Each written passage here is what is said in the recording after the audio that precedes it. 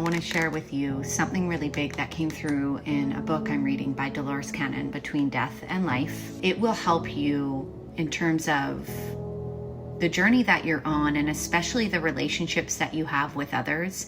If you're on the healing journey, if you're growing and evolving in your own life, but you find others are not moving at the same pace as you, and you question this and you wonder why, and sometimes even find yourself trying to force this in certain relationships, this will be really helpful to hear. And I really connected to a piece in here that also connected me to deeper wisdom I've been receiving in the Akashic Records. So I'm going to share and talk about it a little bit. She talks about something that she found in her research with her patients, that she would do hypnosis with her patients, and what would come through in these past life regressions, so to speak, was there was this piece that came through around resting lives, and that some souls come here to have resting lives, and these lives can mean nothing to anyone else except that entity. Simple lives, resting lives, and that a resting life can be long or short.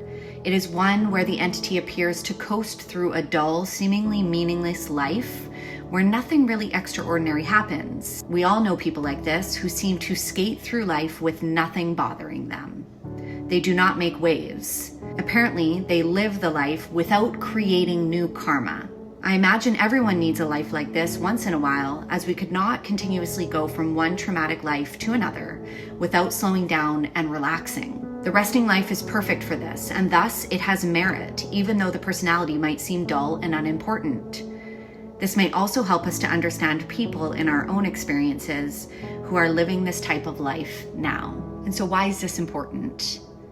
Well, something that I have been shown recently on such a deeper level in the Akashic Records, especially in sessions with clients, in regards to soul contracts. Like, we all come here to have a very specific journey and move through, although maybe not always, move through specific karma in soul contracts. And you might find that on the journey, there are people in your life, relationships, where that person might not be doing the work, might not have any motivation to grow or evolve or shift and look at deeper pieces. And what I was shown in the records recently was that people, souls, can also choose to come into certain lifetimes to gather data, so to speak, to have experiences that help them understand pieces on a deeper level, that help their souls understand pieces on a deeper level, but that they're not necessarily in this lifetime meant to evolve through, grow through, transmute. So I find this so fascinating, where in the records I'm shown certain information that helps us understand other journeys,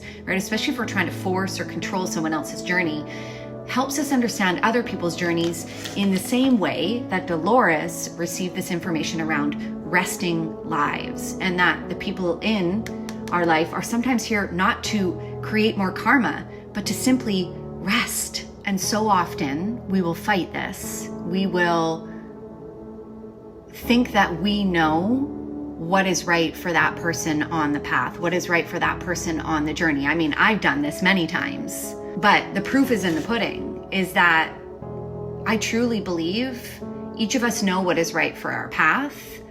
And we might think we have the right idea of what someone is supposed to do, or how they're supposed to respond, or how they're supposed to walk their path or their journey. But that's just our ego that's showing up, wanting more control of what is uncontrollable, i.e. someone else's journey. And so use this, the knowledge from Dolores as well as the knowledge from the records, on your own journey. Where might you be fighting? What is someone else's path? What is someone else's destiny in this lifetime? What their soul has chosen to come in here to experience? And how can you surrender more to the process? And surrender is not giving up. It is refocusing on what we can control, which is namely ourselves, our journey, our responses to what is showing up, our emotions, our behaviors. That is where not only are we able to tap into some surrender, but we're able to find such deeper freedom and trust on the path. Let me know what you think.